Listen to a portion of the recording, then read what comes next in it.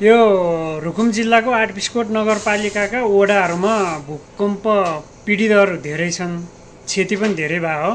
त्यतिखेर यो जाजरकोट जिल्लाको नलगाडमा पनि धेरै भयो। यसमा रुकुम जिल्लाका सांसद जनार्दन शर्माले प्रश्न त उठाउनु भएको थियो संसदमा पहिला, र उहाँको प्रश्नको जवाब चाहिँ केपी ओलीले सबै निकासा भइसकेको भनेर उहाँले जनाइसक्नु भएको थियो। तर प्रश्न कहाँनिर हो भन्दाखेरि निकासा भइसकेको छ, अब पैसा कहाँ पुगेको छ, अब भूकम्प पीडितहरूले राहत पाउनु भएको छ कि छैन, पीडित व्यक्तिहरूको के छ, पाउनु भयो कि भएन, अब घरहरू बनाइसक्या हो कि छ कि छैन, हाम्रो यो आठबिसकोट नगरपालिकाका जनताहरूसम्म पुर्याइदिउँ यो भिडियो। डिडिए 2-3 चोटि निकासिसकेको छ, 6 महिना वर्ष दिन धेरै लागे, 1.5 वर्षमा हुने काम अहिले 3 वर्ष त जनताले चिसो खाइसकेछन्।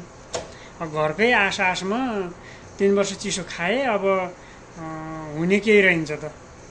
अब आफै बनाउनु पर्ने, आफैले बनाएर बस्नुपर्ने स्थिति आयो अहिले त। अब त्यही स्थिति थियो भने त यत्रो कुर्नुपर्ने अवस्थै थिएन नि, घर त पहिले पनि बनाउन सक्थे जनताहरूले। नगर सरकारले ध्यान नदिए हो कि के हो, यसो कुरो बुझौँ, सम्बन्धित व्यक्तिहरूले भन्नु पर्यो। ल के छ यसमा राय सल्लाह।